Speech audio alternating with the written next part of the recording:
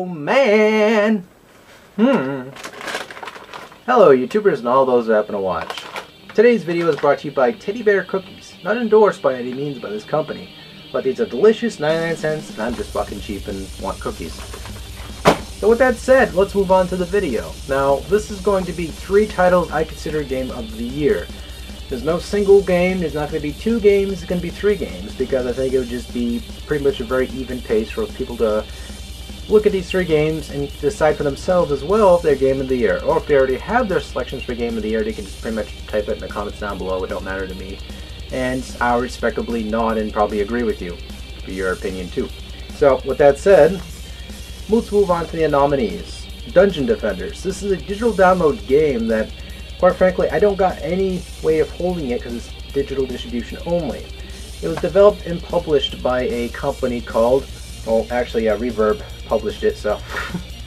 It was a game developed by Trendy Entertainment, and, well, quite addicting. It's an action tower defense game. It has RPG elements to it. It's like a dungeon crawler, kind of like Diablo, because of all the loot you can pick up along the way. It's addicting. However, it has a couple problems with it. I'm going to say that honestly.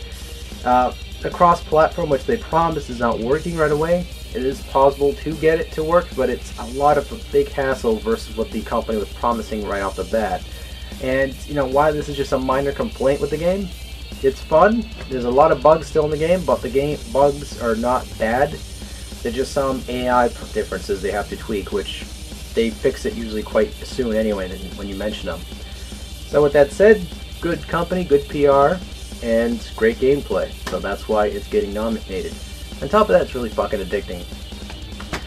Next game I'm going to mention and throw up there is Corpse Party. It's being, of course, the last PlayStation Portable game released for the handheld, which has actually caught me by surprise when I read about that. Last title going to be released. It's a Japanese manga, you know, style game where it's based off this comic book series, which is based off 9 high school students who do a seance, get trapped into some alternate dimension, which is like an elementary school, and they have to get past these vengeful ghosts, as well as a ghost who just really want to kill them. So, think of Clock Tower with a lot of Ichi, and that's pretty much the game in a long nutshell. Good gameplay premise, 16-bit graphics are a plus, and what not to say. So next game I'm going to point out there, and of course most of these games are probably going to be like to some people, so void them out. And now I'm going to mention the 3 top games I'm going to pick. I'm just going to mention 3 names after I read all this off, so again. Okay, so Gears of War 3. Now this had a lot of hype and a lot of premise behind it. Has a very addicting storyline where it brought you to the end until some points of it kind of felt like you were doing the same shit from the previous 2 games, as well as, you know, some of the storyline was kind of like they changed it on you, kind of like you'd read about it, then the person comes in after and just kind of like fills in the storyline. It didn't add up. Most of the storyline, it was kind of like reversed a little bit, and it was kind of like lazy following of the storyline, which is kind of disappointing nonetheless. But multiplayer is great, very addicting to that aspect. The Horde mode is very fun. Been playing it for a little while with my friend Eric here on YouTube, which is the Lonely Foghorn here on YouTube. Very great guy, might I add rather. Collects DVDs, plays some games, and kicks some ass all at the same time. That's his motto. If he isn't kicking ass, he's fucking it. Wait, what? Sorry, anyway. Alright, next game up on the list is Call of Duty Modern Warfare 3. Now, while the game is the same old shit, different ball game, very similar to the concept and principle behind Madden. And what Madden's philosophy is with their games as well is if it isn't broken, don't fix it, just tweak it a little bit to, you know, try and experiment with a couple of things, see how the fans like it. And that's how Modern Warfare 3 is like. While it's not Game of the Year edition to me, it's a good, fun multiplayer experience. I have fun playing it. It attracts me for a little while and it frustrates me at the same time because they promised a lot of fixes with most of the camping issues, but they just, if anything, they brought more problems to the table with that. And again, it's just a minor complaint. and it's really just bitching more than anything else. But again, it's the fact that it's the same shit, different ball game, and it would have been nice they could have, within that 2-year time, brought some more innovation to the table, besides a couple extra perks and a swap around with the multiplayer experience, which is mostly the prime target of this game anyway. Storyline's sort of there, it's decent, it's good, I'm enjoying it so far. Just isn't keeping me attracted very long, so between this one and Gears of War 3 are not Game of the Year, but still highly recommended for all those who enjoyed the previous installments. What else? Deus Ex: Human Revolution. Now, this game is fantastic.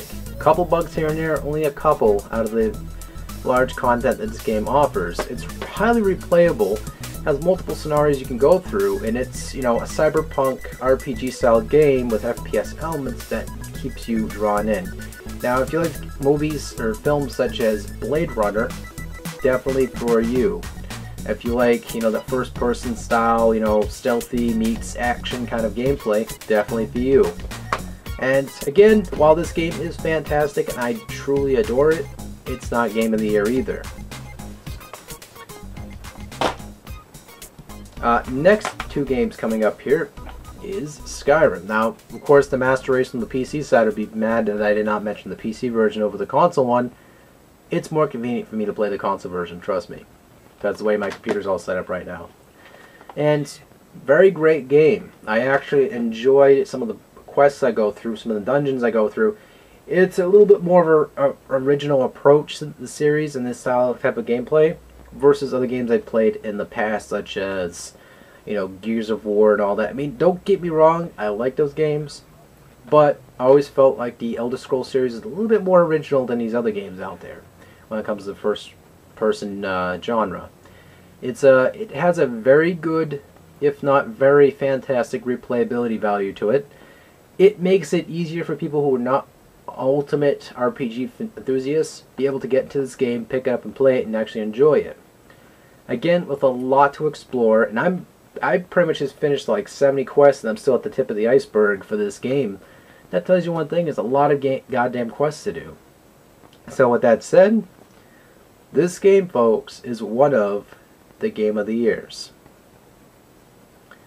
So with that said, as I throw the case across the damn room and almost knocked out my cat, even though I own one.